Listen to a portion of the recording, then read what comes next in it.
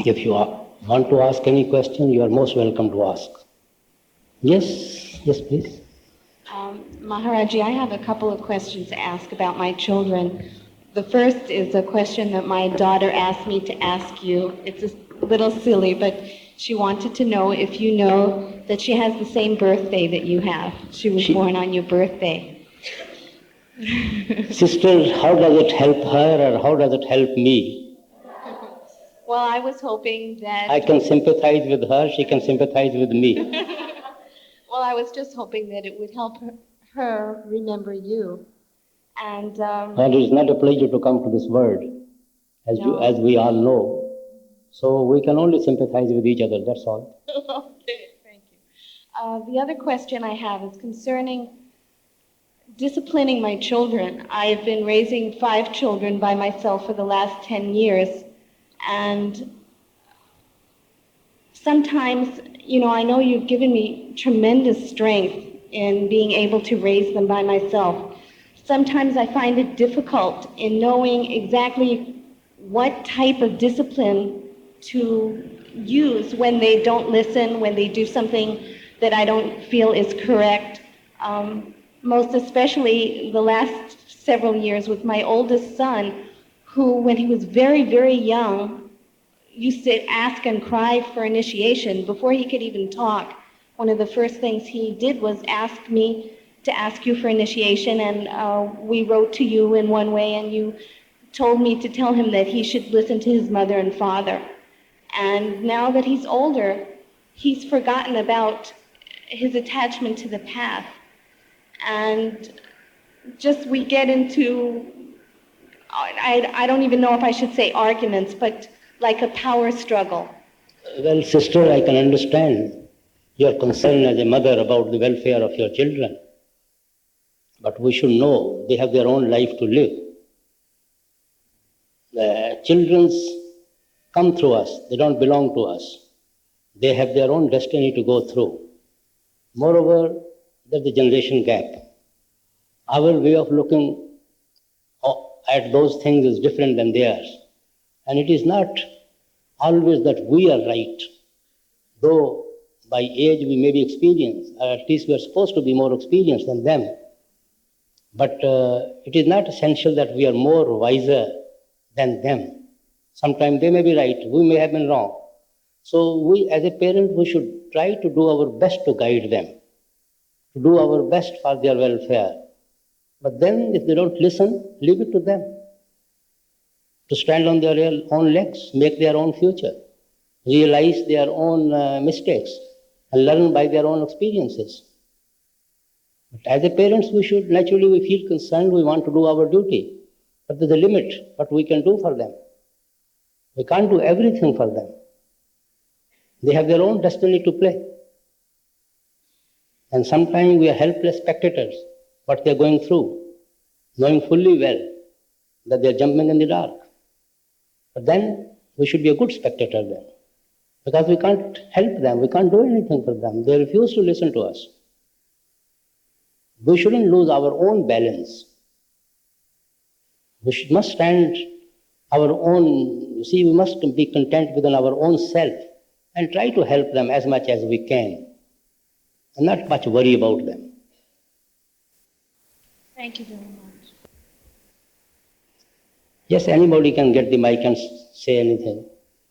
I can't count hands. Yes, please. Master, to what extent does the Master protect us? You see, our relationship with the Master is that is with the soul, not with the body. It's the relationship of the Shabad and the soul. And Master being in the body, the Shabad guides through the body. And relationship is with the soul. So soul is the body of the disciple. So the body is guided for the benefit of the soul. So it's not a worldly relationship at all. The real guidance is to take us back to the Father, to help us to get rid of our all karmas, our previous collections of our sins, to help us to repent, help us to pray to the Lord, to seek His forgiveness, but stand between us and the Father. So all sorts of help we get, provided we are obedient to Him, we are following His instructions, to make us receptive to the grace of the Father. That type of help we receive. Soldier has to fight on the front, but he is well armed by the general. So general is not going to come to fight. Soldier has to fight. But if he is guided well, if he is armed well, he can fight well. So we are always armed to fight our mind. Yes, but a good general, doesn't he fight at the front? Pardon? Doesn't a good general fight at the front of the battle? Well, no soldier wants to fight. He wants the generals to fight. But the right type of general always makes the soldiers to fight. And himself remains at the back. He can replace one soldier. He can replace two soldiers.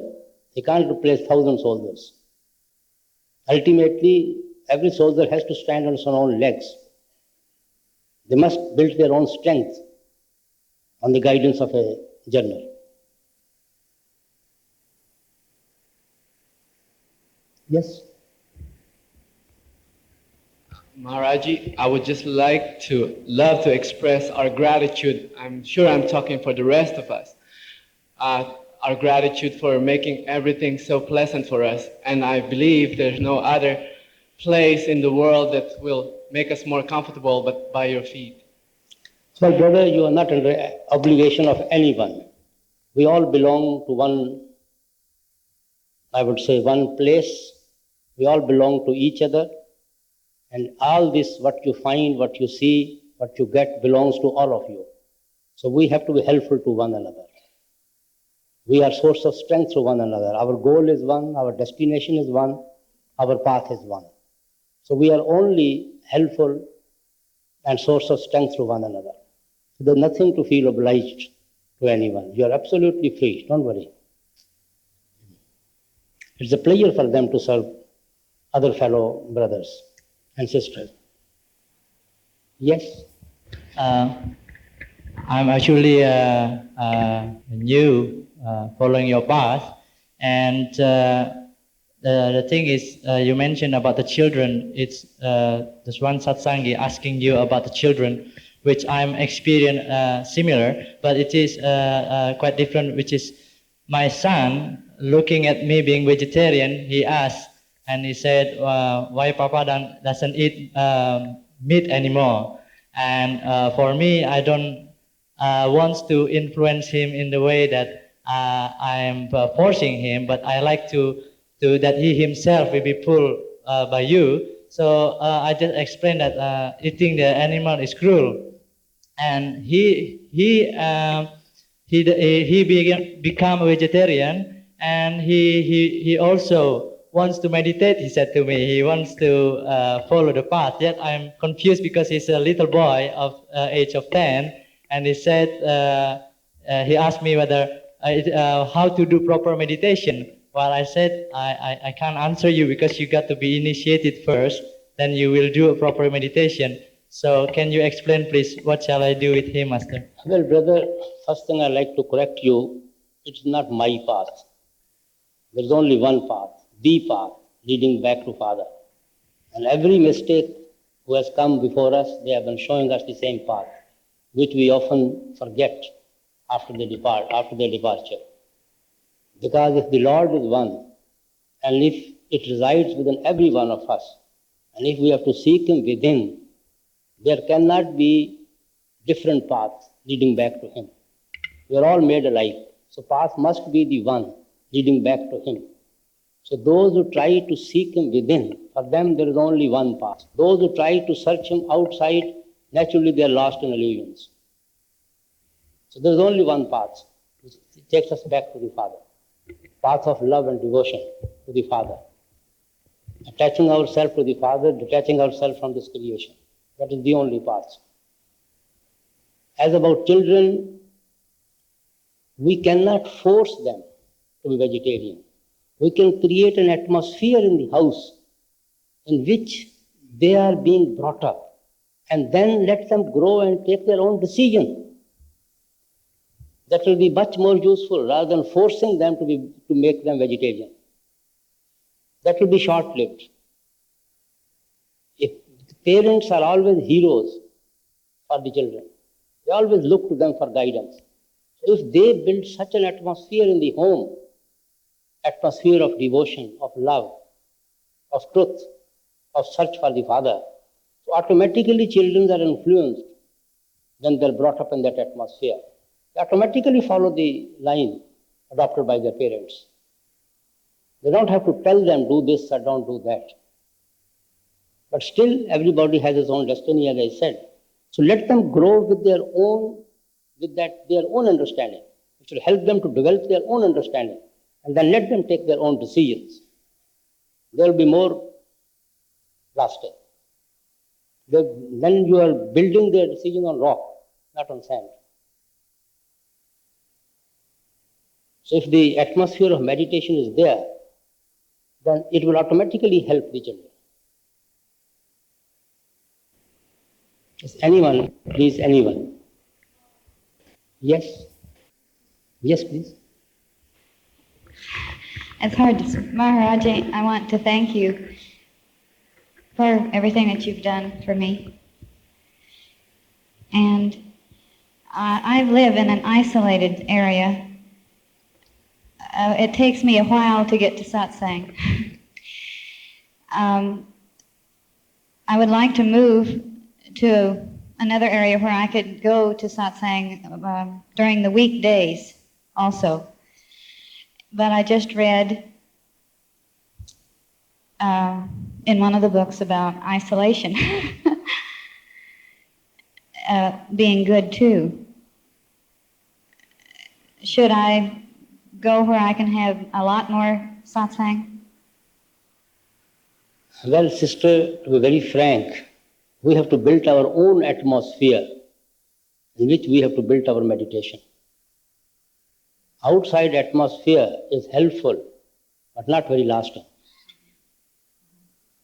Ultimately, we have to build our own atmosphere in which we live, in which we grow, in which we spiritually develop. So don't worry wherever you may have to live, wherever you may have to go, wherever you may have to stay. It's immaterial. Take your own atmosphere of meditation, of that spiritual aura, atmosphere in which you live. Every place is okay. There's no problem. Thank you. Yes? Master, thank you for inviting me here. In the years before I was initiated and in the years after my initiation, I have found increasingly that I've lost interest in the world, in my profession, in my health, in my relationships, and also I've had very little sustenance from inside. I felt very barren, very depressed with this, and increasingly have felt closer and closer to wanting to die without the security of feeling that I'm safe on the inside. What can I do, or what would you suggest that would help me with my profession as well as my practice? Well, brother, as far as inviting is concerned, every sasangi is invited. And naturally, when we attend to our meditation, our attitude towards everything is changed. We are same, but our attitude to life is changed.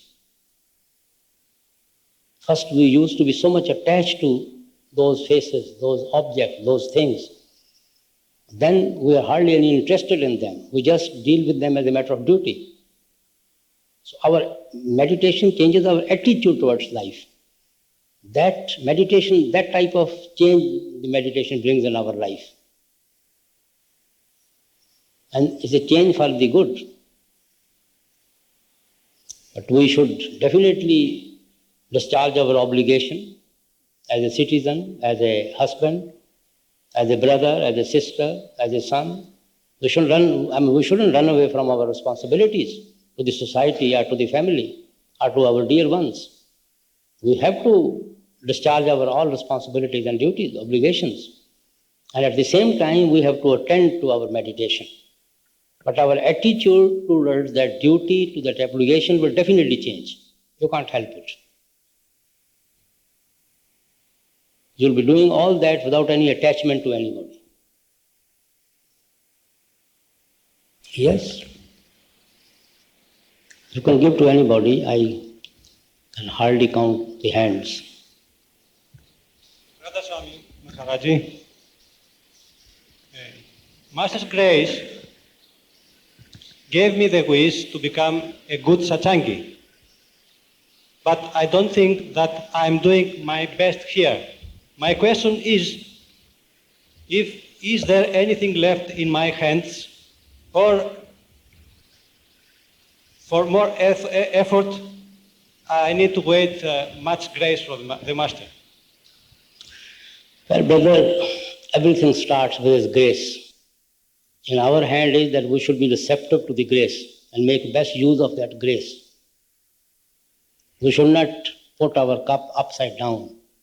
We should keep it straight so that it is filled with grace. But everything starts with the grace.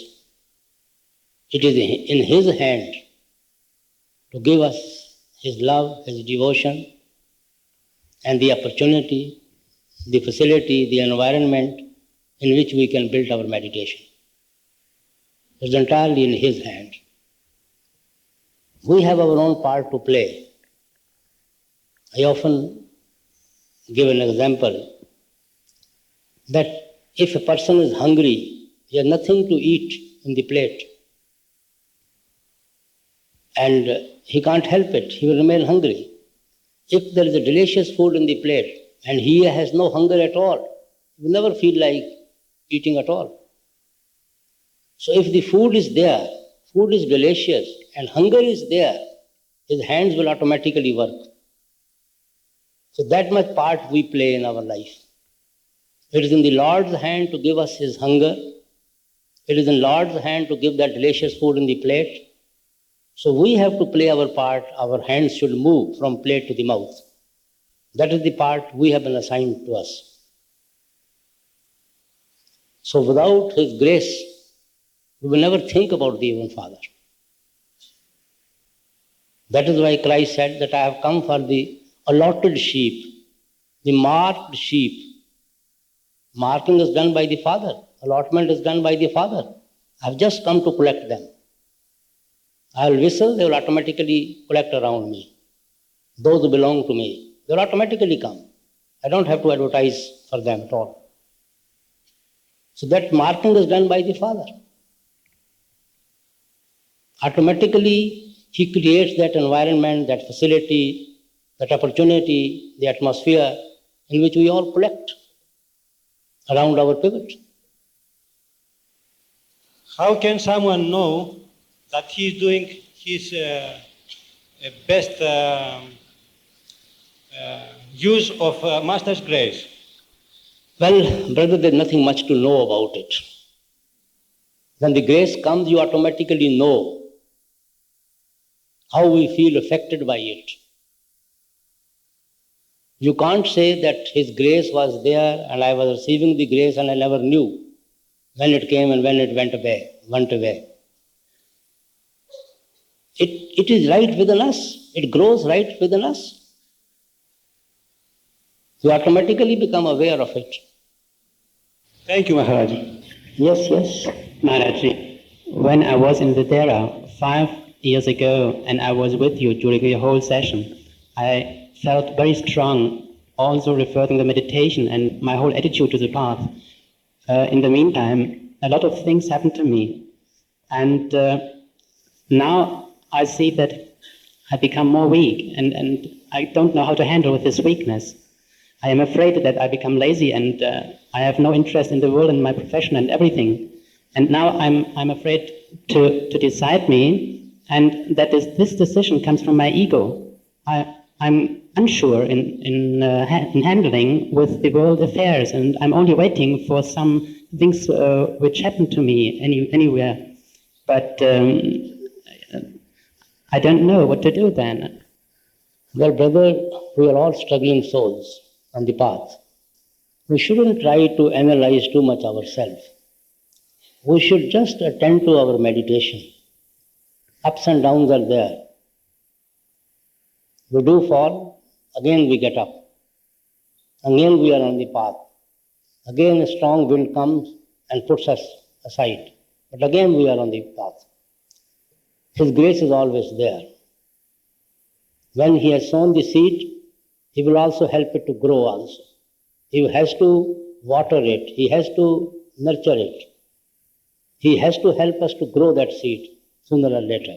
So we should do our duty to our best ability. And don't worry much by analyzing our weaknesses too much. You said that the disciple should do its duty, and I was looking around my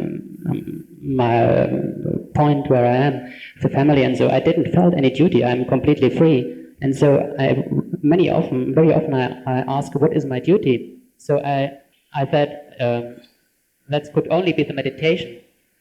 Yes, duty is to attend to our meditation. And also to discharge our worldly obligations in life. Not to run away from them, not to shirk them. But keeping in our goal before us and to attend to our meditation. That is our duty.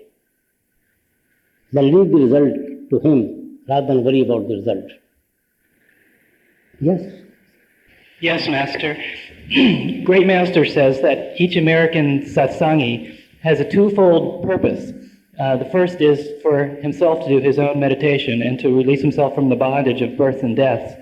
And his second is to help lay the foundation in America. And my question is, how can you talk about how can American satsangis help lay the foundation in a country where a living master isn't really accepted? And for myself, I find... So many letters have been attended to on that question. Well, first duty is very clear. Second is we are always influenced by our own way of living, by our own conduct. We always influence others. If we are living a good life, satsangi way of life, we are following the path, automatically we will be influencing others around us. So they will automatically be attracted towards the path. So practically all of us are ambassadors of each other, ambassadors of the path. So we should be all burning and shining light for one another.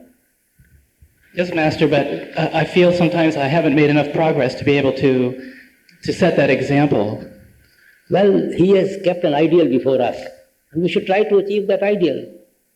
Everybody doesn't achieve the ideal, but ideal cannot be compromised. When we make an ideal, we have to make him an ideal. There we don't want to compromise with the ideal. But then it is for us how to achieve it. Yes? Master, is there any possibility that our everyday duty to be getting in front of us as an obstacle to our meditation? Our everyday duty? To be getting as an obstacle for our meditation. To prevent us from attending our meditation. Is there any possibility for that?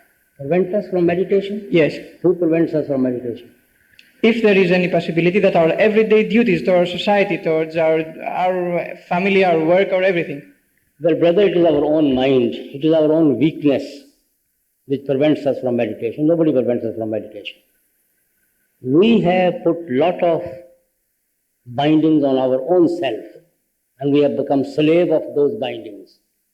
We have lot of chains around us, and we have created those chains, and we are slave of those chains, and we blame others.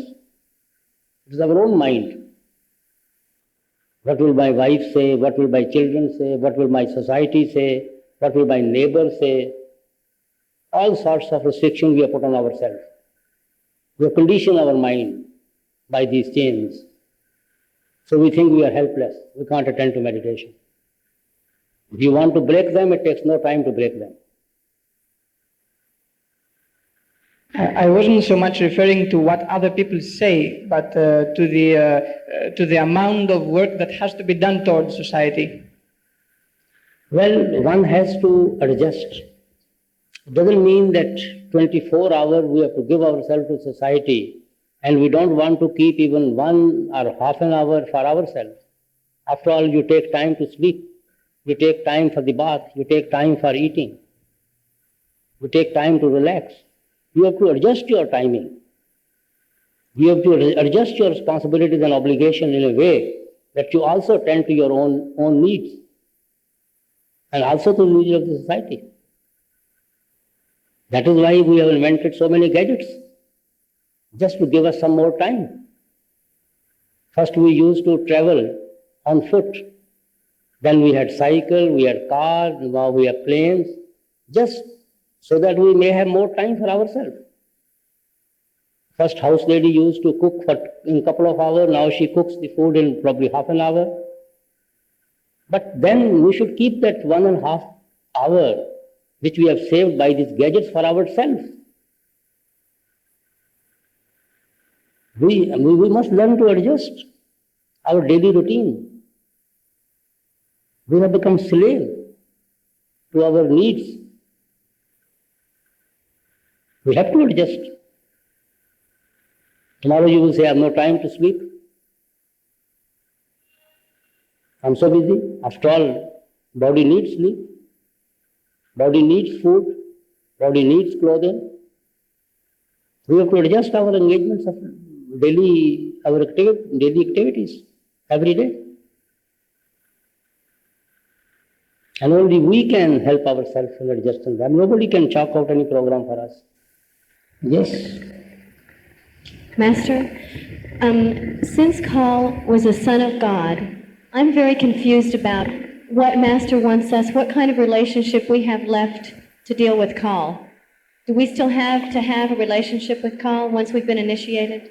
Pardon? Do we still have to have a relationship with Kal once we've been initiated? Kal? We are living in his domain. He is the ruler of this world. We are all living in his domain. How can we escape from the relationship with the Kal as long as we are his subject? We are trying to get out of it and go back to Father. Kal is the ruler of this domain.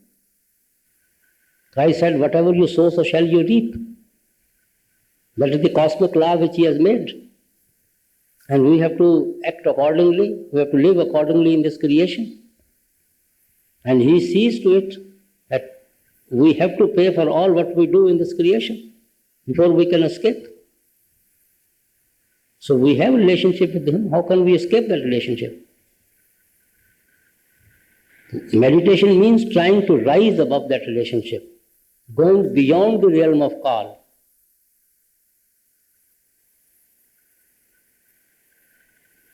Christ said, pay to the Caesar what belongs to the Caesar. Whatever belongs to Kal, pay him. Whatever karmas you have committed, sins you have committed, pay to him. Otherwise you can't escape from the realm. Pay by meditation, pay otherwise, then only you can escape. And don't collect more karmas so that you may not have to come back again. How can we escape from that relationship with Kal? Yes, please. Radhaswami Maharaji, the Southern California Sanghats send their Radhaswami greetings. Pardon? The Southern California Sanghats send their Radhaswami greetings and their regrets that they could not come and be with you. My question, is it possible for the disciple to merge into the Master before the physical death? Well, sister, I point out, you have read the Bible. Christ said, you have come unto me and I have come unto you. What is that coming of Christ into the disciple? What is the coming of the disciple into the Christ? It is not the physical body. So ultimately we merge into that divine light, that divine melody. We all have to merge into the Master. Our real Master is that Word, that Holy Ghost, that Spirit. It is not the flesh. Christ said it is the Spirit which matters. Flesh profits nothing. So that Spirit is our real Master. We have to merge into that Spirit and become the Spirit. Thank you, Maharaj. That is merging into the Master.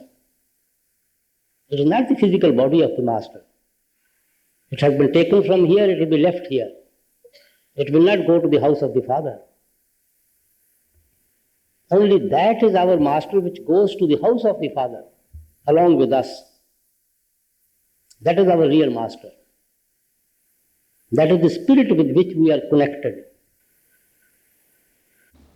Maharaji,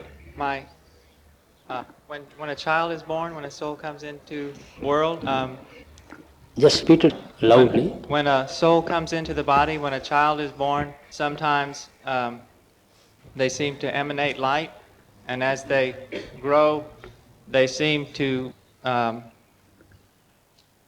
a soul comes into the body, does it retain contact with the Master until he has grown some? In other words, a baby of, say, 2 months. You see, the life comes in the body at the time of inception. And the soul is quite aware of its past in the womb. Whatever the past of the soul is always conscious of that. But when it comes out of the body, it forgets everything. Immediately at birth, it forgets. Pardon? Immediately when it's born, when the child. Yes, after it takes birth, it forgets about its past. Some people have little impressions about their past. There are instances here and there which we find in the history, are people's sayings. They remember their past, but slowly and slowly that also fades out. Yes. I was wondering about Dhyan, and I was just wondering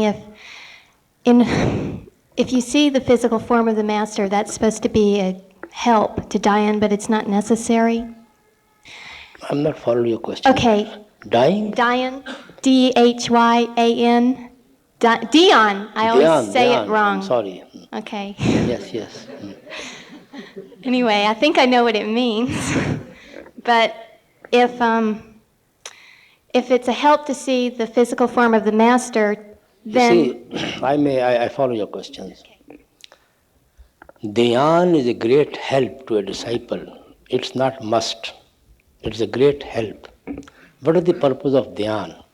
To hold your attention at the eye center. Because we are in the habit of always contemplating on someone or another. Always thinking about one thing or another. So both faculty has to be occupied. Faculty to think and faculty to contemplate. So faculty to think is occupied by Simran. Faculty to contemplate can be occupied by Dhyan. So Dhyan is a great help. If we are in touch with the Master, we have been able to see the Master. Even otherwise, if you keep your attention here at the eye center, in the darkness here, and do your Simran, you'll be able to hold your attention. Because with that concentration, you'll be able to see the light there. Then light will hold your attention. Then you are having a Dhyan of the light. And that flame, that light, that will hold your attention. And it will not let your attention come down. That is also a part of Dhyan. But to initial stages, Dhyan of the Master is a great help. But it is not must. Even otherwise, if we cannot contemplate on the form of the Master, we can keep our attention at the eye center, in the darkness here, and go on doing our Simran. We will be able to hold our attention there. Yes. Maharaji, if someone has gone beyond the reach of mind, would he ever choose to let himself become angry again? Would he ever become? If someone has gone beyond the second stage, Yes. would he ever choose to become angry again? You see, our real anger naturally leaves us when we go beyond the realm of mind and Maya. But then mind has to come down to function below the stage of the mind. Then these little angers or anguishes, they definitely come along with the mind. Because mind is to function in this world. But it is not that deep-rooted anger at all. But is that person certainly is aware of that anger? Is that correct? Naturally, he knows what he's doing. Why would he choose to let it happen? It shouldn't. But since it is the mind, it is working below the eye center. So mind sometimes reflects in that way. Yes, please, yes. Master, when the child is initiated and the parents are opposite to this, what should be the child's attitude so What do that you mean by child initiated? I am initiated and my parents are opposite to this? You mean They don't- you call yourself child? Well, I don't know. Well, talking for my parents, I must call myself. You see, normally, generally, we don't advise people to get initiated unless they become major, unless they become matured, unless they know what they are doing, unless they are capable of taking their own decisions. Generally, we don't encourage people for initiation. Yes, I know that, but they don't. And what should be my attitude so that no Your attitude karma should is... be of love. Or you can give them the books. These are the books which I am trying to follow. You can see if there is anything wrong in my way of thinking, in my way of following. You shouldn't try to shut them out, because their concern is natural in their child. Thank you. Yes, please. Maharaji, does the soul have a set amount of karma to go through, or can and does the master, in fact, bring the soul up when it pleases him? I have not followed your question. Does the individual soul have a set amount of karma that it has to go through before it can rise up, or can the master and does the master, in fact, bring Well, the soul it up? depends upon the individuals. You can't set any principle for that. Every one of us has lot of debris, lot of karmas we have collected in our previous births. They are keeping us tied down to this creation. They are holding us back to this creation. That is the treasure which we have built in this world. That is the weight which we are carrying on our shoulder. So meditation loosens that slowly and slowly. Our weight is becoming lighter and lighter. And soul is trying to yarn, trying to leave for its destination slowly and slowly. You see, soul is always attracted towards its own origin. It is the mind which doesn't let the soul go to its own source. It's the weight of the mind on the soul. Needle is always attracted by the magnet. But if you put a brick over the needle, a weight over the needle, it becomes helpless. Not that needle is not being attracted by the magnet, but it becomes helpless. So similarly, the yearning in every soul is towards its own origin, towards the Father, because it is the drop of the divine ocean. So everybody wants to go back to the Father. Everybody has that spark of, that light, that spark of devotion and love for the Father within himself, in its own way, in his own way. But there is so much weight of the mind on the soul, that soul becomes helpless. So with the help of the meditation, that load is becoming less and less every day. So we are getting more and more. The soul is trying to soar more and more upward, inward, towards its own source. So it depends upon the individuals. Yes? Master, what is the right attitude of a doctor to his patients, either being allopathic, homeopathic, or acupuncturist, so as not to create new karma for him or for his patients? Well, a doctor doesn't create any karmas. Whatever he knows in the interest of the patient, he should discharge his duty. if he does a wrong diagnosis and treatment, does this gives if he tries his best anyway? He should try to do his best with his honest intentions. He should not, everybody, in every profession there is a conduct of rules to act. So he should do his best to help the patient. Then leave the result to the Lord. Thank you. Yes, anybody. Back home in our Sangats, sometimes seekers and satsangis feel that there's too much emphasis in the discourses on the difficulties of the path, how hard meditation is and how long and hard this path is, and that they sometimes feel discouraged by this. Could you give us some guidance? Well, sister, everybody has his own approach. Of course, the past looks so simple but very hard to follow. Nobody can deny that. But still, if the love and desire is there, the pull is there, one goes through all sorts of hardships. All obstacles, hardships become so easy, so loving. If the pull is there, if the love is there, actually it's the love that matters. So every speaker has its own approach. You can't put any guide for any speaker. The main thing is that speaker has to fill us with love and devotion for the Father. He has to create that atmosphere in which we have to build our meditation. That is the purpose of this meeting, that is the purpose of our satsang. To create that atmosphere in which we have to build our meditation in heaven. And if there is any doubts, they should be dissolved. They should be cleared. And we should become source of strength and help to each other. That is the purpose of these meetings. Thank you. Yes? Master, if a disciple somehow inadvertently wanders off of the path, it's my understanding that there's no time for him to sit and feel guilty, but rather to just simply get back on the path as quickly as he can.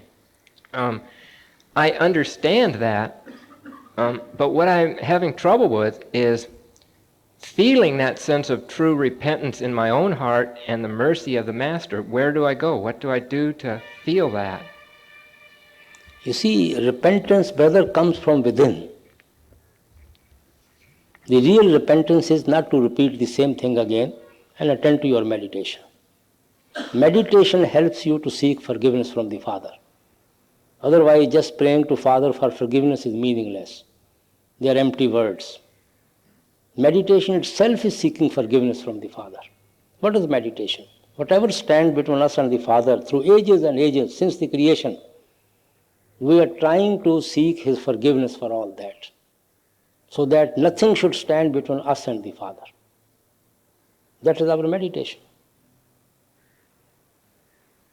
Thank you, Master. Yes. Master, this question concerns the future of a satsangi after death. If the Master spares him from a rebirth, would it be correct thinking is the vast majority of disciples taken straight home to Sachkhand, or generally speaking, are they placed in an intermediate stage? And if they're placed in an intermediate stage, is it a question of years or yugas or a short time, and are they separate from the Master? Well, brother, it depends upon the individual soul, and the Master knows best what he should do. And it depends upon the disciple, how much meditation is to his credit, how much he is attached to this creation, how much risk is there for him to bring him back. So many factors prevail with the Master or with the Lord, and he knows best. We can't set out any rules and regulations for that. Thank you. Yes, anybody. With desire, attachment to desire in the creation in our lives now, if we become so attached to our desires, is the only way of paying them off through meditation, or do we have to come back and pay them off in another life? Well, brother, if the desire has made a strong groove on the mind, then that desire will definitely pull you back to this creation. If you are able to eliminate that, wash out that desire from your mind, nothing can pull you back. Can we detach ourselves from those desires through our meditation without actually having to go through them? Definitely, because attachment can create only detachment within us. We are attached to certain desires and we get obsessed by those desires. But if we are attached to something much better than those desires, and we get obsessed with something much better than those outside obsessions, automatically we will forget those desires, we will forget those obsessions. Thank you, Master. So meditation helps us to detach us from all these worldly desires, all these worldly ambitions, all these worldly pulls. So it detaches us from everything and attaches us to the Father. Thank you. If there's a lot of rust on the knife, you go on rubbing on the sandstone, the rust will go, the knife will shine. So similarly, the soul will shine, and all this rust will go by meditation. Yes, anybody can speak, please. Master, while we've been here, it seems like each time we see you, we see a different face or a different personality. And during Dhyan, I'm very curious as to what we're to concentrate on because you've changed so much, so many times. Well, sister, I have only one face. I don't know what you see, but I'm not sure. I can advise you one thing. At the time of Dhyan, we should not try to contemplate on the form of the Master, associating it with the outside activities, because his outside activities changes from time to time. So the mind runs away from the face and attaches more to the activities. So it never pays to try to do Dhyan of the Master, keeping in view those activities of his daily activities. Only look at the form of the Master without bringing any daily activities before you. Yes, at the back benchers, please. Master, we know that humility is an essential quality for a satsangi, but what if humility sometimes leads us in underestimating our powers in everyday life? What should we do then? Well, brother, this calculated humility is just a cosmetic jewelry. It doesn't lead us anywhere at all. We must develop real humility. When are we humble? When someone great comes before us, then automatically we become humble. When you will see his light, his reflection within yourself, his divine power within yourself, you will automatically become humble. You will know your insignificance before that greatness, before the great Lord within yourself, and you will become humble. And then you will see his reflection in everyone, and you will be humble to everybody. Calculated humility is all right to live in this world, but doesn't lead us very far, just like a cosmetic jewelry. It has no value. The real humility should be within ourselves. Thank you, Master. Yes, the last. Maharaji, then if I understand right, Shabad doesn't come below the eyes, then we contemplate on your face. How can we be sure that the face in contemplation isn't cow? Isn't cow. Well, you want to see the cow? No, but how can you be sure? I mean, cow is all powerful in his universe, so how can... You see, mind can project any form. Yes. So mind can project any form. But since you have seen the Master, so you do Simran. Right. Nothing will stand before the Simran.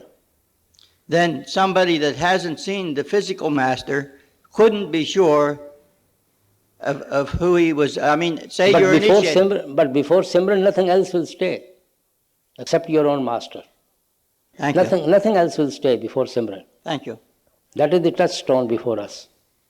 Otherwise, there are so many entities which try to lead us astray within. But we should give no attention to anyone except keeping our full 100% attention in Simran. Then nothing can pull us back, pull us away. Thank you. Gusti Maharji, I have a a question that it is when a seeker is longing to meet a master he wants to do meditation, but is not being initiated, what shall this seeker do, Master Maharaji? Well, brothers, I often give an advice. If our whole life is lost in making a research, it's not time lost, it's time gained. We are building on the rock, not on a sand. We should not brush aside our intellect and try to follow any path at all. We must satisfy our intellect.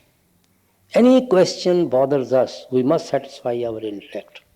When we are fully satisfied, then only we should try to follow any path. Then nobody can shake you. So there are so many books, so many meetings.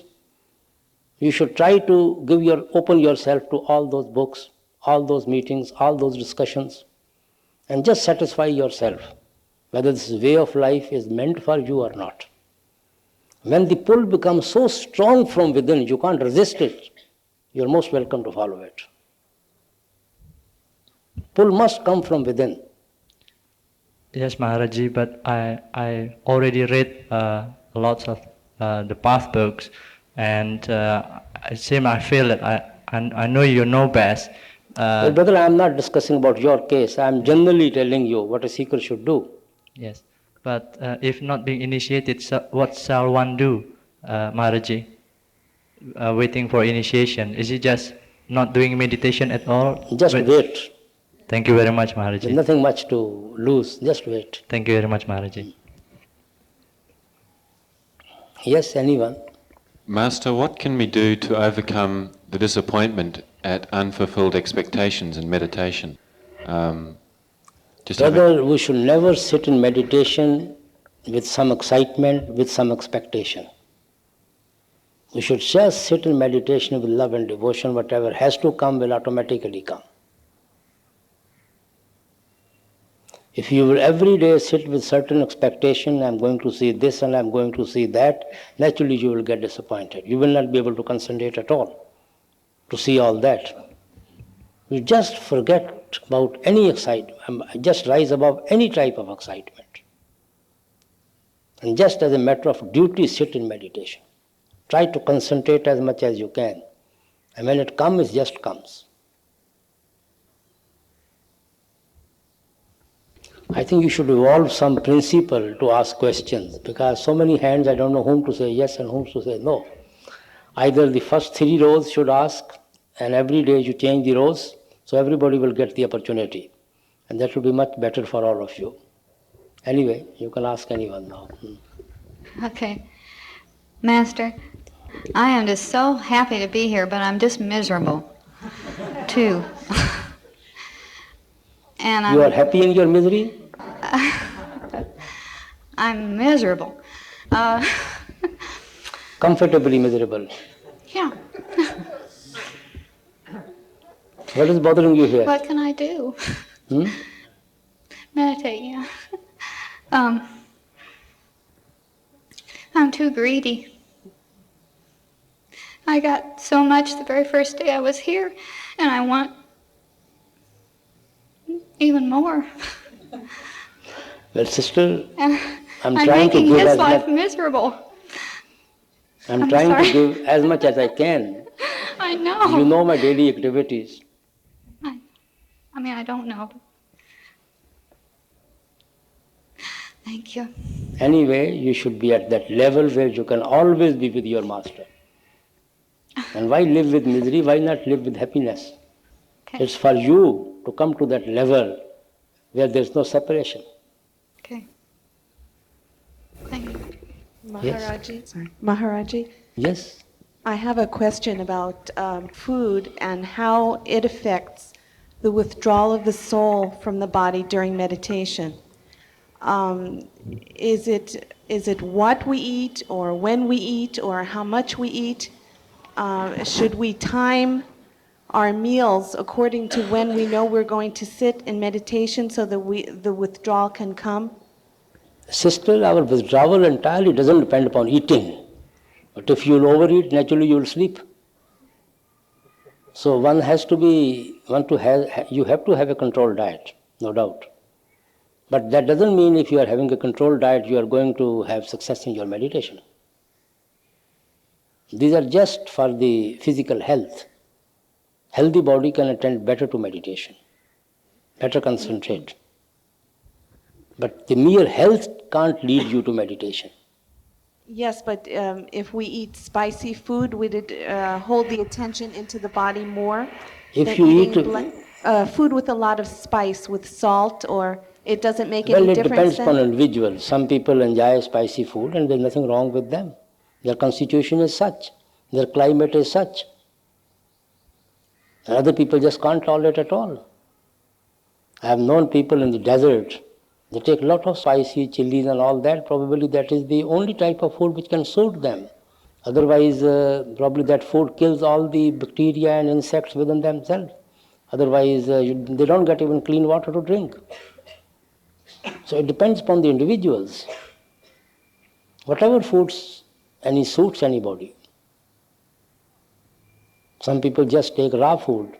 Some people take half-boiled. There's nothing do's or don'ts about the food. Whatever type of food suits anybody.